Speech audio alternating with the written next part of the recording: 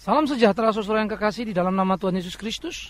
Kembali kita bertemu dan kita kembali masih kepada topik kita mengenal Allah. Dan kali ini kita akan membicarakan Allah yang kekal. Allah yang kekal. Yesaya pasal 40 kita akan membaca. Yesaya pasal 40. Apa yang dikatakan oleh Alkitab? Mari kita mulai melihat dari ayat yang ke-26. Arahkanlah matamu ke langit dan lihatlah siapa yang menciptakan semua bintang itu dan menyuruh segenap tentara mereka keluar sambil memanggil nama mereka sekaliannya. Satu pun tiada yang tak hadir, oleh sebab Ia Maha Kuasa dan Maha Kuat. Mengapa engkau berkata demikian, hai Yakub, dan berkata begini, hai Israel? Hidupku tersembunyi dari Tuhan dan hakku tidak diperhatikan Allahku. Tidakkah kau tahu dan tidakkah kau dengar? Tuhan ialah Allah kekal, yang menciptakan bumi dari ujung ke ujung. Ia tidak menjadi lelah dan tidak menjadi lesu, tidak terduga pengertiannya. Saudara yang kekasih, dilatar belakangi oleh satu situasi yang pelik yang akan dihadapi oleh Israel. Satu situasi yang sangat pahit, satu situasi yang tidak mengenakan. Bagaimana kemudian orang-orang Israel akan ditimpa oleh bencana. Tetapi saudara, kalau kita melihat bagaimana Yesaya 39, 1-8 menjadi satu gambaran bagi kita. Bagaimana kemudian generasi yang akan mengalami kesulitan karena apa yang telah dikerjakan oleh Hizkia, ya, bahwa nanti akan segala apa yang pernah dipertontonkan Hizkia itu harta bendanya kepada orang Babel akan dibawa ke Babel, ya. Tidak ada yang barang ditinggalkan, demikian firman Tuhan. Artinya akan ada satu peristiwa yang mengerikan yang kemudian kita tahu dengan peristiwa pembuangan di Babel. Maka pada 39 ayat 8 juga kita menemukan bagaimana Hizkia menjawab pada Yesaya, sungguh baik firman Tuhan yang kau ucapkan itu, tetapi pikirnya, asal ada damai dan keamanan seumur hidupku, baguslah. Toh nanti yang ngalamin bukan aku, kira-kira begitu ya. Nah saudara, ini satu sisi yang sangat jelek sekali dari Hizkia. Bagaimana sangat egois dengan kepentingan diri dan melupakan segala yang lain. Membahas setiap tokoh-tokoh di dalam Alkitab, ada sisi-sisi yang menarik dari mereka. Tetapi kadangkala kita juga menemukan ada sisi-sisi yang tidak masuk dalam akal kita. Kok bisa begitu ya? Tetapi itulah manusia yang perlu terus untuk belajar bergantung kepada Allah. Nah, saudaraku, tetapi kemudian pada pasal 40 di bagian awal kita melihat bagaimana penghiburan bagi orang Israel. Bagaimana kemudian nubuatan yang dibicarakan tentang jalan yang akan dibukakan. Bagaimana Yohanes Pembaptis yang datang. Lalu kemudian Yesus dibukakan jalan atau dipersiapkan jalan oleh Yohanes Pembaptis. Menjadi semacam satu nubuatan menggambarkan pengharapan bukan saja berlaku bagi Israel, tetapi menjadi nubuat ganda. Ya, kita sebut nubuat ganda, yaitu bicara pada konteks itu orang Israel akan dihiburkan dan mereka akan lepas dari Babel. Tetapi sekaligus menjadi pengharapan bagi orang berdosa tentang Mesias yang akan datang membereskan dan memberikan penghiburan yang abadi. Nah, saudara-saudaraku yang kekasih, mari kita melihat Allah yang kekal. Oleh karena itu latar belakang ini telah cukup memberikan kita satu gambaran betapa kepahitan ya akan menghantui orang-orang Israel. Tetapi sebaliknya pada saat yang bersamaan betapa penghiburan diberikan oleh Dia, Allah yang melintasi zaman, yang mengerti apa yang akan terjadi, Allah yang menolong, Allah yang mampu bertindak apapun untuk umatnya, Allah yang kekal. Maka Allah yang kekal, istilah ini harus kita mengerti bersama-sama, adalah Allah yang melintasi garis, bidang, ruang, dan waktu. Bagi Einstein, waktu adalah dimensi keempat. Bagi orang percaya, iman itu bukan dimensi keempat, tetapi dimensi entah berantah. Dimensi yang tidak bisa diukur. Dimensi yang tidak bisa diberi satu angka. Karena dia mempunyai satu keluar biasaan yang sangat hebat. Melintasi segala sesuatu apa yang bisa membatasi apa. Dan tidak bisa dikurung oleh apapun juga. Ya. Nah, garis, bidang, ruang, waktu. Nah, bagi Einstein disebut waktu itu dimensi keempat. Tetapi Allah adalah Allah yang melewati semuanya. Allah tidak dikurung, Allah tidak dibatasi oleh garis. Allah tidak masuk atau terbatas pula oleh bidang. Dan Allah tidak dikurung oleh ruang. Dan Allah tidak dikuasai oleh waktu yang berputar. Kita adalah manusia yang dibatasi oleh garis maupun bidang. Ya, sehingga kita terkotak-kotak pada satu ruang, terkurung. Tidak bisa kita ada di satu tempat, lalu ada di tempat yang lain pada saat yang bersamaan. Karena kita dibatasi oleh ruang sekaligus dibatasi oleh waktu. Itu membuat kita sebetulnya hakikat berbeda dengan Allah yang tidak dikuatasi oleh garis, bidang, ruang maupun waktu. Maka Allah yang kekal itu seringkali menjadi Allah yang sulit kita mengerti dan tidak bisa kita mengerti. Karena Dia kekal. Nah, kita nggak kekal. Tetapi dasar manusia kan kurang ajar begitu ya. Kalau tidak bisa mengerti Allah, lalu Allahnya yang salah. Kan begitu. Maka kita seringkali tanpa sadar memaksakan supaya Allah bisa dimengerti oleh pikiran kita. Nah, waktu Allah bisa dimengerti, baru kita bilang, nah ini Allah. Tapi walau Allah tidak bisa kita mengerti, lalu kita marah-marah. Padahal yang kita perlukan bukan marah-marah, tapi bagaimana duduk diam mendengarkan suara Allah untuk memberikan pengertian supaya kita yang tidak ngerti itu bisa ngerti. Jadi Allah adalah Allah yang melintasi garis, bidang, ruang, dan waktu. Yang kedua, dia Allah yang tidak termakan oleh zaman. Zaman boleh berganti. Dari pra-modern, modern, sampai ke post-modern. Mau apa silakan saja. Orang dulu dibilang kuno, lalu modern dan sangat modern. Silakan saja. Dulu dibilang zaman batu, lalu zaman industri, lalu zaman informasi. Silakan saja. Seluruh boleh berputar. Seluruh boleh terjalan. Dan akhirnya pakaian model dulu menjadi usang. Mobil bisa menjadi tua. Dan kita pun demikian. Lalu menuju pada kematian. Habis zaman kita. Dulu zaman pejuang, zaman 45, zaman 66, lalu zaman 2000 begitu ya. Habis sudah, lewat. Tetapi ketahuilah, Allah tidak termakan oleh zaman itu. Allah tidak menjadi tua karena perjalanan waktu. Karena dia Allah yang kekal. Allah tidak menjadi lupa ingatan karena berumur ribuan tahun. Karena dia Allah yang kekal. Maka Allah yang kekal tidak termakan oleh zaman. Sehingga kehadiran Allah selalu menjadi kehadiran yang up to date di dalam sepanjang zaman. Itu sebab tidak heran sebetulnya kalau Alkitab pun menjadi satu kitab yang up to date di dalam sepanjang zaman. Yang tidak up to date adalah bagaimana orang Kristen memahaminya atau mengertinya. Seringkali kita menjadi cupet, dikurung oleh pengertian-pengertian yang salah. Sehingga akhirnya orang mencemooh. Seakan-akan Alkitab itu buku bodoh yang kuno. Padahal Alkitab begitu luar biasanya, begitu hebatnya, begitu dahsyatnya. Pengertian kita lah ya yang seringkali menjadi kacau. Karena apa? Karena kemalasan untuk mendalami, menggali dan menemukan berbagai kemungkinan mutiara-mutiara yang hebat yang ada di dalam Alkitab. Nah, yang ketiga, saudara, Allah yang kekal itu adalah Allah yang menguasai sejarah. Sehingga tidak ada satu sejarah yang lewat kalau bukan karena dia. History adalah history, begitu ya. Ini ada satu plesetan dalam bahasa Inggris yang menarik jadinya. History atau sejarah adalah he is story. Adalah kisah yang dibuat oleh dia. Itu pengertiannya. Kisah itu adalah dia. Karena dia yang membuatnya. Dia menciptakan dunia. Segala isinya. Dia menciptakan manusia. Dan perjalanan hidup manusia. Ia memeliharanya. Ia turut serta di sana. Maka dia yang memulai sejarah. Dia yang memelihara sejarah. Dialah pencipta sejarah. Oleh karena itu dia menguasai sejarah. Sehingga bagi Allah, kita yang di dunia modern minta tulang. Kita yang di dunia modern ini minta teriak-teriak. Ya, dalam hal apapun, ia mampu. Allah tidak pernah punya masalah menolong kita. Kita lah yang seringkali bermasalah ditolong oleh Tuhan.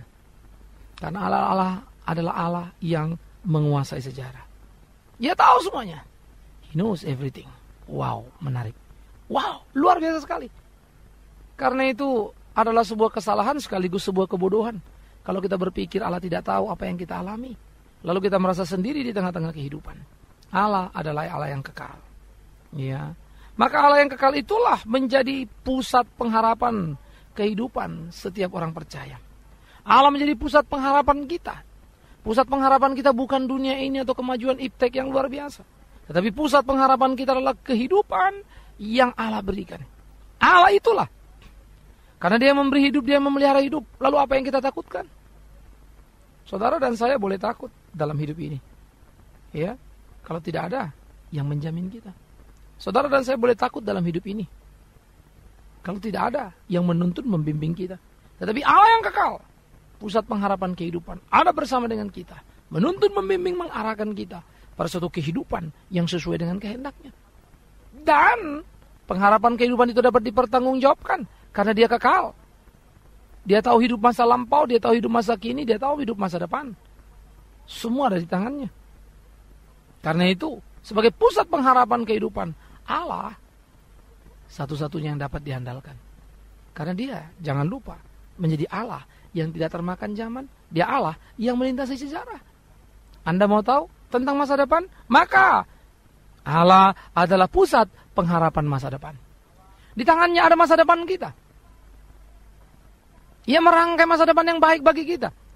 Itu sebabnya kepercayaan kepada Allah yang kekal harusnya memberi ketenangan kepada batin anak manusia. Kepercayaan kepada Allah yang kekal harusnya memberi kita kekuatan yang maha dahsyat untuk berjalan di dalam kehidupan. Tidak kemudian menjadi kecewa dan meninggalkan Tuhan atau lalu marahan dengan Tuhan. Enggak tempatnya dong. Oleh karena itu saudara yang kekasih, Allah sebagai pusat pengharapan masa depan menjadi satu rangkaian perjalanan kehidupan kita. Maka Allah pusat pengharapan masa depan menjadi kekuatan bagi batin kita. Apa yang perlu saudara takutkan? Tidak ada, bukan? Maka Allah itu adalah pusat pengharapan yang abadi. Ia kekal, tidak termakan zaman. Ia kekal, melintasi sejarah. Ia kekal, maka dia pusat pengharapan kehidupan. Dia kekal, dia pusat pengharapan masa depan. Dia kekal, dia pusat pengharapan yang abadi. Harapan saudara tak perlu berubah dan berpindah dari satu pribadi kepada pribadi yang lain. Harapan saudara tak perlu saudara ragukan akan berubah atau mengecewakan karena perubahan dari orang yang diharapkan. Tidak. Karena Allah adalah pengharapan yang abadi, yang tidak berubah oleh apapun, yang tidak bergeser oleh kondisi bagaimanapun. Ia pengharapan abadi yang tidak terbayangkan oleh akal pikiran yang terbatas. Ia pengharapan abadi yang sangat luar biasa, memberikan pengharapan yang luar biasa hidup di dalam kehidupan setiap orang percaya. Karena itulah kita menaruh seluruh pengharapan kita kepada Dia.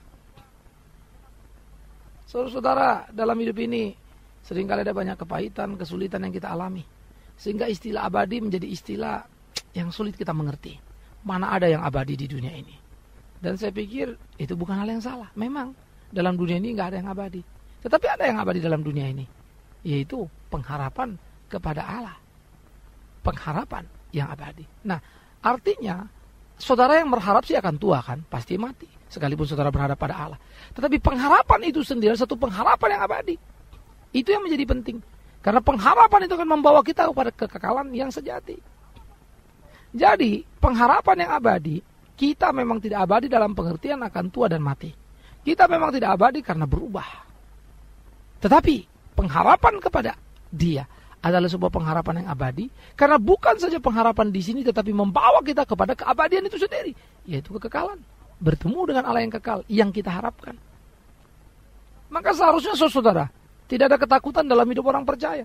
Sampai Paulus berkata, hidup Kristus mati untung. Kenapa? Karena Anda hidup kepada Allah yang kekal, percaya kepada Allah yang menghidupkan, maka mati bukan masalah. Wow, luar biasa ya. Oleh karena itulah pusat pengharapan, Dia yang abadi harusnya menjadi semangat dan gairah di dalam hidup ini.